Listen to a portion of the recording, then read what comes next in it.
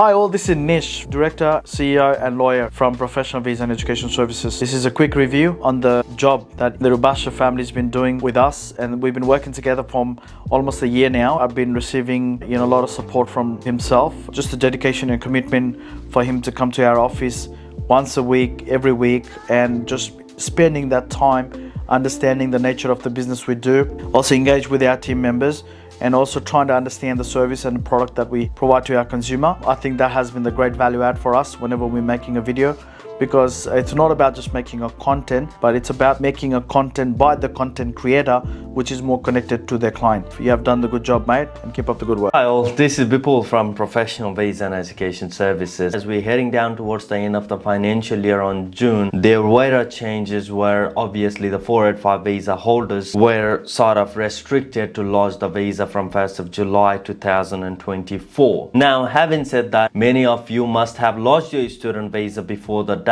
There are certain concerns that we've been receiving in a day-to-day basis about the health examination, which is one of the crucial elements for your visa to be granted. But we understand, as you are requested for a medical check and there is no medical dates available, then it is your responsibility to book the earliest date available and supply that evidence with the department along with the cover letter saying you did not get the earliest date, which is within the 28 days. So you just want to make sure that it's uploaded there. Otherwise, your visa might potentially get refused because you did not supply the evidence that's been requested by the department. So therefore, please make sure you upload the evidence before your visa is decided, which is technically you have 28 days from the date of request, or ideally these days, the minute the visa is lodged, you will get the request automatically. So please ensure you upload that. Thank you very much. Now, today I'm predominantly talking about the child with the development delays or autism. Now, in this situation, when it comes to passing the medical criteria with the Department of Home Affairs. Frankly, these are the intellectual disability is on the rise at the moment. Well, what we find is any married couple, they're having kids in Australia or overseas, 1 in 5, 1 in 10 has been sort of diagnosed with global development delays or autism. Now, the autism is not something you can put a test in a machine and find out cure for it. It's an intellectual disability, which means it is sort of scored in a spectrum, and usually spectrum 1 means still high performing child, 2 requires a lot of support, and 3 requires quite a lot of support from various health allied people. And how to navigate this particular problem with the Department of Home Affairs, I'm going to take you through this via this video. Now, the first thing is, when you identify yourself that you have some sort of problem with your child, having a problem with the development usually starts with a speech delay, they're not talking. So these are the early signs you need to start looking at it. As soon as you get the early signs of this child not being able to hit the milestone of the regular child at that age, now the alarm bell should go off, which means you need to start getting the early intervention. Now, early intervention is the key, because the quicker you get the support for the child, the most likely the child's going to progress. And then by the time we navigate through the medical situation with the immigration, we can produce the evidence of the fact that the child's performing well. And this can be backed up by a pediatrician, occupational therapist, speech therapist, your childcare, school, and whatnot. So usually what tends to happen is when you lodge the application, every applications in Australia would require you to undergo the medical checkup. So when you go through the medical checkup, so the BUPA medical health officer will then ascertain if there is any problem with the child, and they usually categorize into minor, mild, or severe. But before they categorize a person has some sort of intellectual disability such as autism, they would usually require you to provide them with more evidence from the specialized or expert opinion, we call it. So the expert opinion is usually generated by a pediatrician, usually generated by the medical panel from the BUPA itself, where they can validate the diagnosis of this particular child with the development delays. And based on that, the member of the medical officer of the Commonwealth will then actually do the calculations and based on what sort of support this person would require in next 5 years, so that when the calculation is added up, if it's more than $86,000, and that's when the problem is. So they will then send you the natural justice by saying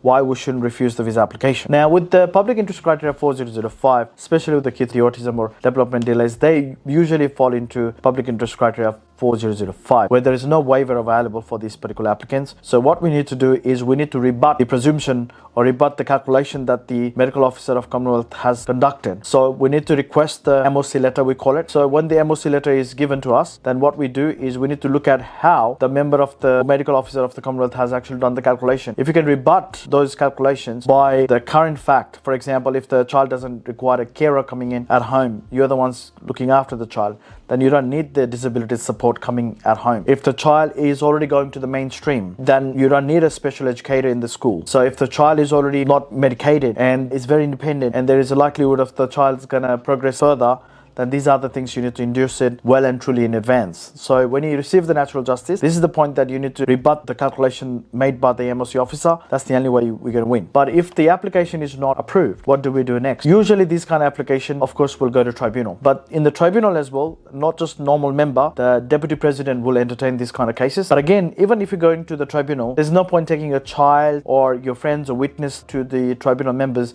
and try to convince them the child has greater abilities than what the medical officers are prescribing on the letter. So this kind of situation not going to help out the tribunal to make a decision. Tribunal member still has to rely on the opinion of the medical officer of Commonwealth, which I talked about in the beginning of this video. The members still have to rely on those opinion, those calculations. So again, even if you go into the tribunal, there's only two ways you can go to tribunal. You try to rebut the calculation again, we try to reverse the calculation, or try to reduce the calculations below threshold and prove that this person meets the health criteria. The other channel is, if the member is convinced that this person does not meet the health criteria, then you can pitch about the ministerial intervention. So ministerial intervention has its own grounds you can apply for. So this is prescribed under section 351 of the Migration Act, and there are certain grounds that you need to fulfill in order to take the case further to the ministerial intervention. But usually if you request the ministerial intervention to the tribunal member in this particular case with the public interest criteria 4005, it will be deputy president. So if you request the deputy president in regards to escalating the matter to the minister, then if usually the deputy members will escalate the matters to the member, and if those matters escalate to the minister by the member, then the chances of minister intervening these kind of cases will be extremely high. Within this whole journey, the child might even be 10 years old, born in Australia, never left the country more than 6 months, then you can apply for citizenship. And when the child applies for citizenship, the medical criteria doesn't apply with the citizenship after 10 years, because by operation of law, the child becomes a citizen of Australia. So hopefully this video takes you through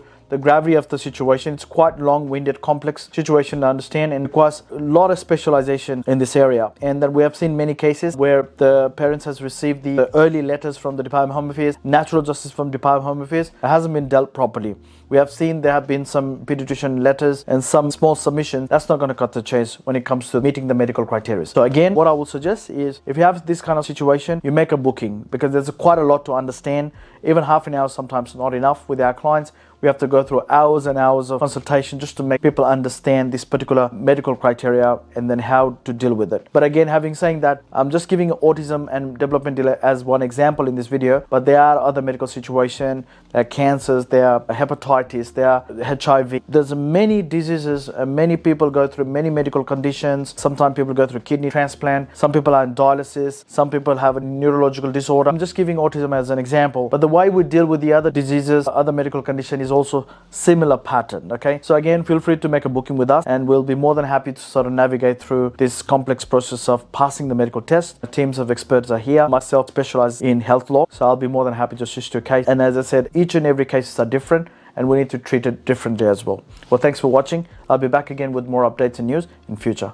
Bye. Hey guys, I'm here at the headquarters of Pro Visa Services, where you can get first-class professional service. You see, life is all about the service that you provide other people. How can you obsess over other people's problems? How could you obsess in the finer details in order to achieve your dreams? As a first-generation African immigrant, know what it's like to live here in Australia. The beauty, the life, being able to see my loved ones every single day. And we know so many other people want to be able to share and cultivate that experience. Well, here at Pro Visa Services, you get just that, a family environment where you're able to make your dreams come true. Make sure to follow Pro Visa Services and the Rabasha Family Podcast. If you really enjoyed this video, make sure to click here, and I'm sure you're gonna love that one.